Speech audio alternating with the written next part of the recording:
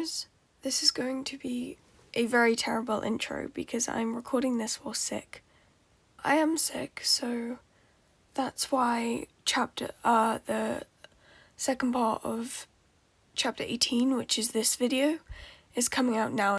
So this is chapter 18, part 2 out of 2 of Ghostly Bonds by KittyKqt on AO3. That's enough of my rambles and jambles, and let's get right into the fic. The summary is: Izuku speaks to people from his life. Izuku went over his work again and again, trying to make sure it was all perfect. If a part of his plan messed up, someone could die. He made the plan, and Tsukuchi and his team approved it. He rubbed at his eyes, flipping another page again. Eraserhead shifted from where he sat in front of the room, his sleeping bag rustling loudly. Izuku looked up from where he was, Eraserhead staring right at him. "Yes?" he asked, pressing his hand to his throat. Eraserhead didn't respond, looking back down at his papers with a sigh. Izuku shrugged and returned to flipping his own papers when the door opened. "Izawa, sir?" someone asked, and Izuku looked up, letting the papers settle on the desk. Kachan was standing in the doorframe, Kirishima and Kaminari standing behind him. "What is it, Bakugo? Where the fuck is Deku?" he asked, his hands twitching slightly where they held the edges of his shirt. Eraserhead raised an eyebrow, not looking over to where Izuku sat at a desk in the back. Kirishima bumped him a little, and he scoffed before adding, "Please." "Who?" Eraserhead asked, setting his pencil down. "Deku," Kachan said, his tone harsh. Kaminari shocked him slightly and he groaned, shaking his head. "Midori Izuku." Eraserhead scoffed slightly, looking back down at his papers. "I don't know anyone by that name." Kachan's hands popped loudly as he stepped further into the room. "I know that loser is here. I saw him at Kamino." "Perhaps the stress was getting to you," Eraserhead offered. He appeared like he was still busy, but the steady tick in his jaw made Izuku pause. Nezu had made it clear to keep him secret, but Eraserhead had been against it since the beginning. Kaminari wasn't supposed to say anything. Kachan snarled, slamming his hands down on the desk. "Tell me where the fuck he is!" Eraserhead's hands stopped moving as he looked up at Kachan. "Get your hands off my desk. I don't know who you mean." "That's bullshit!" Eraserhead set the pencil down again, standing up slowly. "Bakugo." "Wait," Izuku said with a sigh. "It's okay," Eraserhead. Kachan's head snapped over to the back of the room, searching for Izuku. Kirishima jumped slightly, and Kaminari grinned, raising a hand in a wave. "Don't be an idiot, Bakugo," Eraserhead warned, stretching all the way up. "Kirishima, Kaminari, out." Kirishima almost argued, but Bakugo shot a glare towards him and he raised his hands. "Okay, man, just don't—" He stopped what he was saying, shaking his head and pulling Kaminari out of the room. The second the door shut, Kachan was stomping down the aisles, his hand popping loudly as he scanned the area.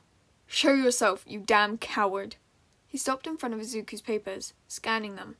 "What the fuck are—" Izuku collected the papers before Kachan could ruin them, and he fumbled over his sentence, watching them closely.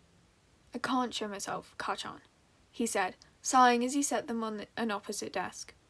"I know you fucking can. I saw you at Kamino. You and your pathetic ass were trying to save me after you joined the villains." Izuku shook his head, even though he couldn't see it, crossing his legs. "I did save your ass, Kachan," Izuku continued, not letting Kachan cut him off. "The League would have killed you right there. The heroes I brought. They would have been too late. I stopped them." Kachan scoffed, crossing his arms. "Why should I believe anything you're saying? You could be a random villain impersonating Deku." Izuku laughed, shaking his head. "That's fair enough. I'm glad to see you're still thinking smart." Kachan snarled, but didn't say anything. "You can drop the act, Kachan. How would you like to prove it's me?" "How?" "How?" "How?" Kachan asked quickly, his hand shaking. "How the fuck are you alive?" "I'm not," Izuku said simply. "I jumped. I didn't live." Kachan's jaw twitched as he looked down at the floor. "Do you know what it felt like to come back after that? I was lost, confused. I had no one to go to. No one I could trust that wouldn't hurt them more. Eraserhead's the one who found me, Kachan. You know this. But he didn't find me. He found my body. I died that night in body alone. Kachan slammed his hand on the desk, stopping Izuku from saying anything else. Shut up. Just shut up. Why didn't you come to me? Why didn't you tell me you were alive? His voice wavered just slightly, and Izuku paused. Why hadn't he? You were the one who told me to jump, that I was a waste of space. Selfish. He spat the words out with more hate than he meant, having to swallow. I'm sorry that I didn't think you would care, but I did come to you. I laid in the grass with you and watched you grow. You started therapy and cleaning the beach, beat the entrance exam. Izuku pulled a hand away from his neck, trying to quiet the way his voice shook. Damn it, he couldn't have this distraction. Not now. Kachan shook his head, pulling the chair from the desk in front to sit down. I'm sorry, he said forcefully, his fists clenching. I was an idiot. If I'd just been a friend to you, if we had stayed together, if I didn't say that day, I was tired and upset. My mum... No. The words were rushed, unsure, and Izuku cleared his throat, stopping it. This is painful, Kachan. He quieted quickly, biting his lip as he shook his head. I know you're sorry. I knew when I first saw you after. He laughed slightly, shaking his head. And you were in therapy. I never thought I'd see that. Thank you.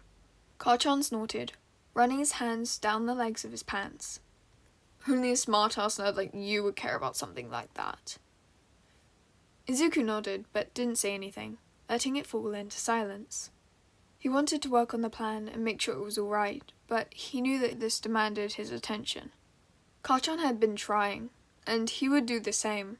Time passed, the ticking of the clock the only actual sound until Kachan cleared his throat. Izuku nodded at the shift and change, moving the chair back.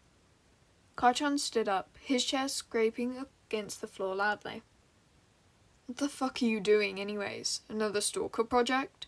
Izuku laughed, shaking his head, as he glanced over at the papers. It's a job.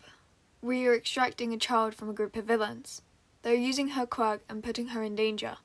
I'm drafting up a plan in order to best utilize people's quirks and personalities to ensure she is safe and the villains get put away.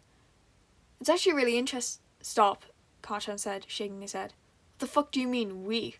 Izuku paused, thinking back over his words as he glanced over at the papers. I'm part of the team. They need my quirk to secure the location. No, Kachan said quickly. No, you're not putting yourself in danger like that, you idiot. He picked up the papers, and Izuku grabbed them back before he could look over them. I can't get hurt, Kachan. Not like others. Kachan scoffed, crossing his arms instead of fighting for the papers back.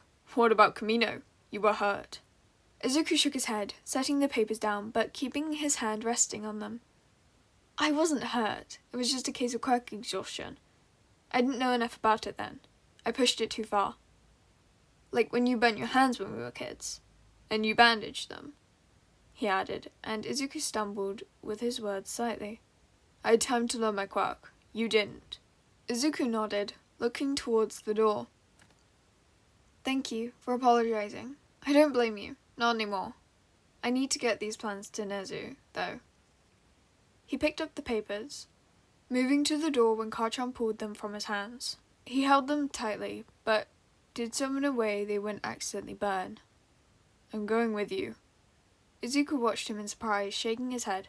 I swear to fucking God, if you're shaking your head no, I will burn these papers. Izuku stopped instantly. I am going.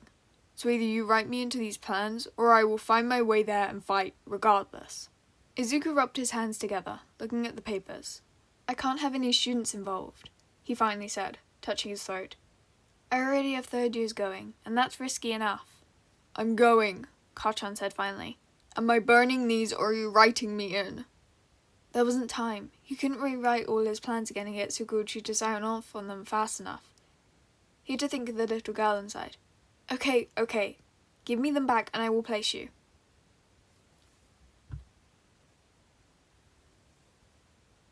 Sorry, my thing just went off. I really hope that didn't stop the recording, but I'll do it. Well, I'm just hoping it didn't. Okay. Give me them back and I will place you. Kachan grinned, slamming the papers back on the desk. But, Izuku added quickly, you will follow the plan. You do not rush inside under any circumstances. Kacchan shrugged. If you're in danger... No. Izuku cut him off. You have to promise that you will listen to me. Please, Kacchan, you would risk everyone's lives if you don't. And they won't get a second chance. Kacchan hesitated, cursing quietly as he nodded. Okay, but only if you promise not to be a fucking idiot. Izuku laughed, shaking his head. I promise. An hour until the raid started. Izuku was floating between groups, looking to check that their costumes were good and that no one was too tired or upset. The third years were rightfully scared, whispering amongst themselves, trying to figure out what was happening. The big three themselves seemed to be trying to calm everyone down, though Sunita wasn't being too much of a help on the depressive font. Kacchan and Kaminari were the only other hero students there, and Izuku still regretted including them. You know the plan? He asked, and Kaminari jumped slightly, Kacchan glaring at where the sound came from. Izuku was glad the room was so loud that no one would notice an extra voice over present mic screaming. Stay on the surface, keep them from escaping, Kaminari repeated, grinning. Izuku nodded, humming slightly so he would know he agreed. Kacchan huffed but nodded anyway, crossing his arms. Izuku turned away from them, still running straight into and through All Might, or Yagi as he was now. He shivered, his small body looking like it was having a seizure as he stepped back out of Izuku. Is he here? Yagi asked, looking to Kaminari, who nodded slightly. Ah, I apologize. He stepped back again, though he was already out of Izuku. I need to speak to you, my boy. Don't... Izuku took a deep breath. Don't call me that, please. Kacchan looked between the two. His fists clenched as Kaminari tried to calm him down. Yagi nodded, smiling softly at Kaminari. The look between them was always like that of a father and a son, one he had longed to have years prior. I understand. Is there a quieter place we can speak? Izuku shook his head. There is, but there is no time. You're not supposed to be here anyway. You are no longer All Might. Yagi and Kacchan stiffened slightly as he sighed. I didn't mean it like that. I'm sorry. No offences were taken, young Midoriya. Izuku nodded at the correction, humming. We do need to speak. As I said, there is no time. We have an hour until we move, and I need to make sure it is all working. I will not lose anyone. He moved forward, heading away from the three. Yagi held a hand out, and Izuku stopped, even though he could phase through. It is not all on you if something happens. You are a child. Izuku shook his head, sighing. He couldn't understand. Not everyone could see what he could. They didn't get the chance. When you left me on that roof, did you think I was worth anything? Izuku asked, hoping his voice was as quiet as he wanted. Yagi shook his head, frowning. I don't know what you mean. Izuku blinked in surprise, his voice catching in his throat. What the fuck do you mean, Deku? Kacchan asked, stepping forward into Yagi. Izuku hesitated, before laughing slightly. I'm not surprised you don't remember me. I mean, to you, it was just another day, another fanboy. Yagi shook his head, frowning. I'm so sorry. Should I remember you? When I could see you, it wasn't very well. Did we meet before? Kacchan cut in before Izuku could stop him. He was there, that day, before you jumped? Yagi's eyes went wide, and Izuku could see the wheels turning in his head. He could have stopped you. What did he say? Yagi's jaw grew tight, and he coughed a bit, shaking his head. That he could never be a hero. Izuku hummed in acknowledgement. I couldn't, he agreed. Kacchan's eyes shot over, his fists opening and closing. What the fuck do you mean? You've always wanted to be a hero. I couldn't have, Izuku said simply. I had no quirk, and I didn't try to work around that. I wasn't strong or good with people. I had no real resolve. The world was against me. That's what I always thought. I'm sorry, Yagi said, shaking his head. I didn't think... Izuku clicked his tongue, stopping him. No, spending time in the League taught me something. That just because one thing doesn't go my way doesn't mean I should give up. They kept trying. I should have, too. Yagi opened his mouth to speak again, but Izuku cut him and Kacchan off. No. You tried to keep me safe. Thank you. Izuku left before they could argue, heading to the main parts of his plan, Himiko Toga. Whew, alrighty my little learners, that's a wrap of this one. There are a few author's notes from the fic that I'm going to read out. Author's notes. I was going to All Might Bash. I don't really enjoy him as a character and tend to lean that way. However, I wanted to change it up a bit, and while Izuku still doesn't totally forgive him, it's the start and the thought that counts to him. And he can now understand why an underprepared and physically disadvantaged person might not seem like the best type to be a hero. End author's notes. Wow. I'm glad he's getting all his reunions. Even the one with All Might, which is very interesting. That Izuku kinda is still that very forgiving type where he doesn't blame anyone but kind of himself, which is kind of crazy that he doesn't blame anyone but himself. Like, anyways, but yeah, so this was an amazing chapter, definitely hit right in the feels, and we're getting so close to the infiltration of Overhaul's base, and Big Sis is still alive currently, so like, we might not get her dead. I'm like crossing my fingers, because again, I can't remember how this ends. So, my little learners, this is a little reminder, you might have something you need to do a check. I hope you all have a fantastic time, wherever and whenever you may be. Day, night, dusk, dawn, low tide, high tide, whatever it is for you. You can call me Lovegood, and that was chapter 18 of Ghostly Bonds, entitled Old Yellow Bricks by Arctic Monkeys by KittyKqt on AO3. Again, the link to this fic will be in the pinned comment by me in this video, and tags are in the description, as well as warnings. Bye, little learners.